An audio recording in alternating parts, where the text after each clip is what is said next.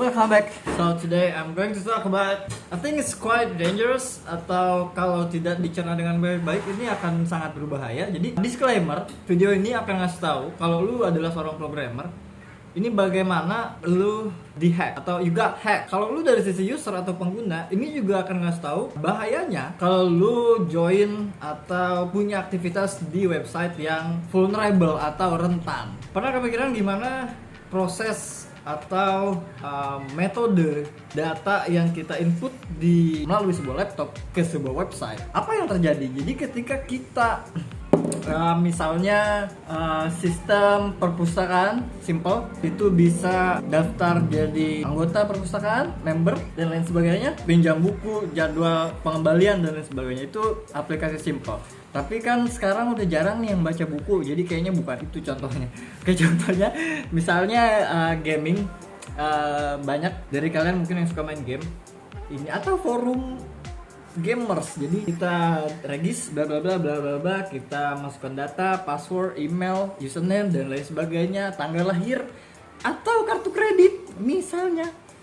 Oke, nah data itu akan masuk ke dalam databases. Databases itu sekumpulan kayak gelas yang di dalam sebuah kulkas, gelas yang disimpan di dalam sebuah kulkas.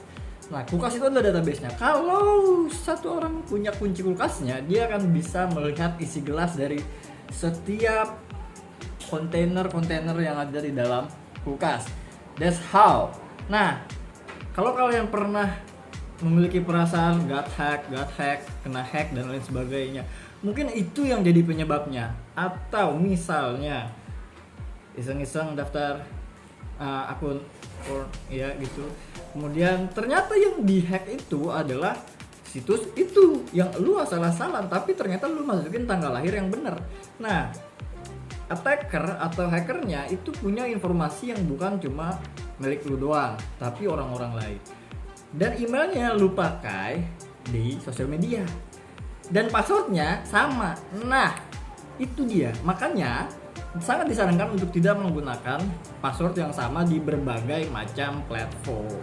Itu alasannya. Dan ubahlah password kalian minimal 1 bulan sekali, paling bagus 2 minggu sekali. Oke, gue akan jelasin cara itu terjadi, kebocoran data, dan juga tindakan preventifnya kalau lu adalah seorang programmer dan kalau lu juga seorang user.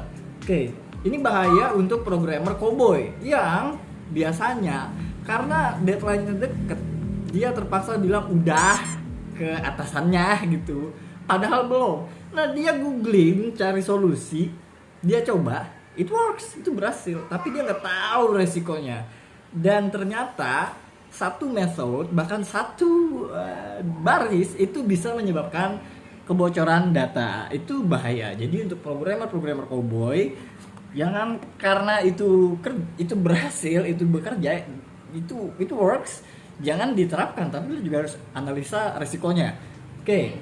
Atau lu mahasiswa yang lagi belajar untuk menyelesaikan skripsi dan nyari tutorial online, jangan sembarangan lu terapkan di dalam production, karena gue dapet script vulnerable ini dari tutorial online bahasa Indonesia. Oke, biasanya tutorial dengan bahasa Inggris itu mereka menyertakan resikonya. Kalau ini diterapkan maka resikonya adalah ini. Dan di Indonesia itu kayaknya sih jarang ya tutorial yang menyertakan itunya gitu. Nah, oke. Ini skripnya. Ini delete. Oke, wait.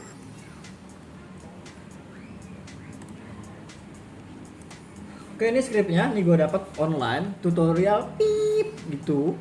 Nah, kemudian dia menyertakan 3 file, itu configuration databases dan SQL untuk database-nya. Nah, ini adalah file index untuk interface dan juga backend. Ini frontend dan backend jadi satu. Ini jelek juga, jadi jangan lu terapkan.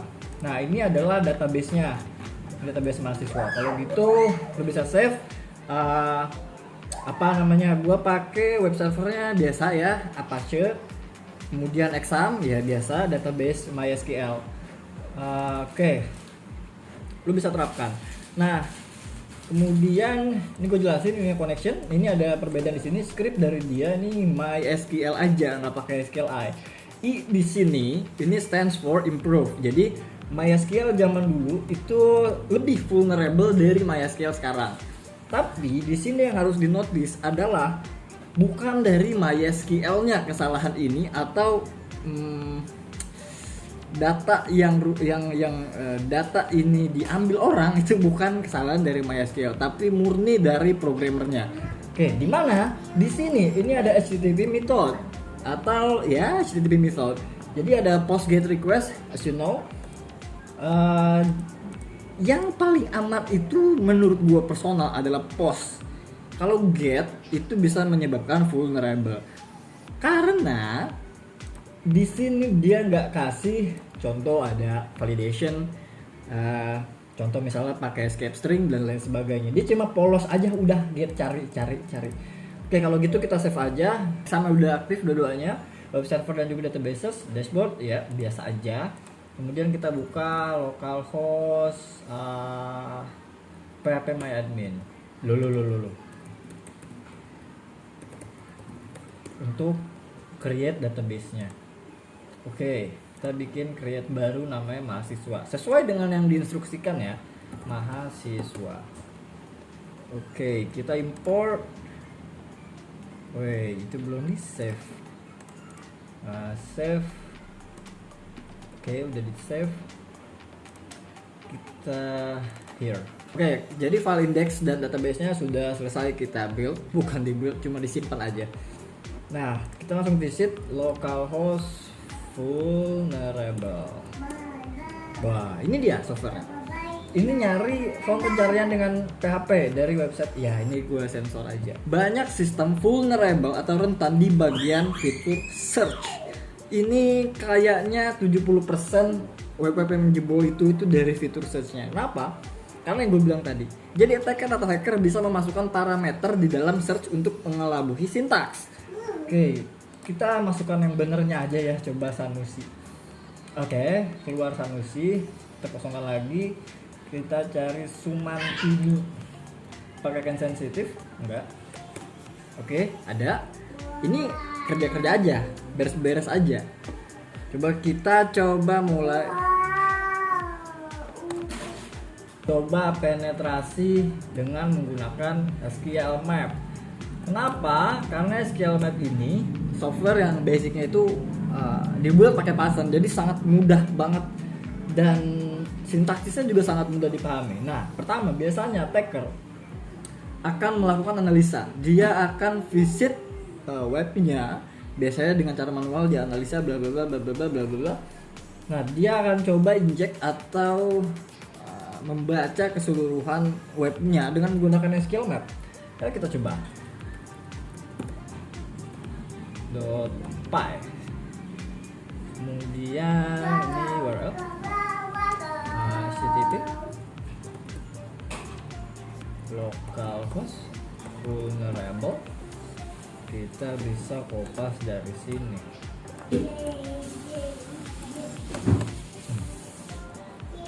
Dengan menggunakan DBS table. Wait. Oh, I see, sorry, my bad. Ini magicnya adalah SQL Map ini akan membaca, menerawang apa isi dari web itu. Oke, it's look like the backend DBMS is MySQL. Do you want to skip test pilot specific for another DBMS? Nah, dia ngasih tahu kita bahwa oh ternyata database-nya adalah MySQL. Apakah coba untuk cari vulnerability di spot lain? Lo bisa pilih yes atau no.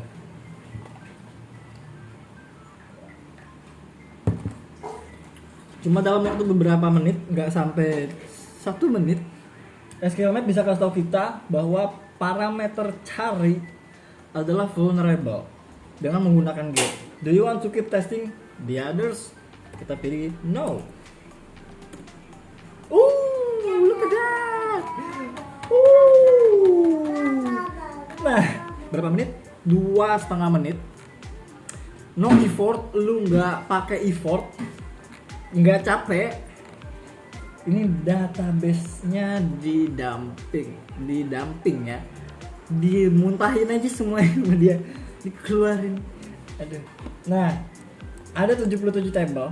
Jadi database ada 6. Ada database mahasiswa yang kita bikin tadi. Database yang lain ini agak berbahaya banget kalau bisa lihat semuanya ditelanjangin.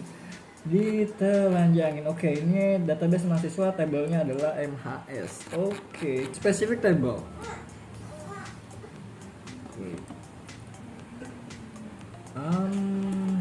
Kita langsung gini aja. Oke. MHS down. Oke. That's it. Berapa detik tuh? Kurang dari 15 detik. Isi dari tabel mahasiswa itu didumping. Oke, sekarang gue coba bikin ya. Gue akan coba bikin tabelnya adalah tabel user. Dumping lagi di dalam skill map. Kita akan dumping database dan table user. No. Crackdown via no. Oke. Ini dia passwordnya. Seems like it's too easy, right? So, walaupun lu pakai session untuk preventing attack, SQL Map bisa following session itu sampai dengan dia ketemu celahnya. Artinya, itu nggak guna. Itu useless. Lu terapin apa lagi?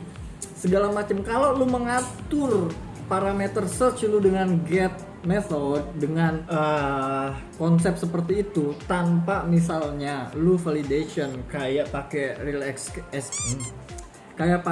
escape string dan lain sebagainya, itu pun masih vulnerable. Jadi gua sarankan lu bisa ganti metode dengan menggunakan request atau bisa menggunakan post, karena get ini terlalu riskan untuk diterapkan di sistem apalagi sudah production. Kasian dengan user lu, mungkin lu cuma akan kena SP3, tapi itu nggak worth it dengan tanggung jawab lu sebagai software engineer.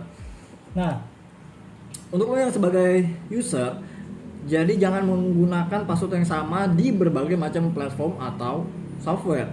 Lu bisa pakai password yang jelas beda-beda. Jangan cuma dibedain angkanya doang, tapi kalau bisa semuanya dibedain dan pakai special karakter kayak tanda seru dan lain sebagainya. Itu konsep daripada skill dumping. Ini bisa lebih berbahaya karena gue pernah punya pengalaman coba penetrasi, ini legal. Oke, never mind. Nah, I think that's it. See you soon.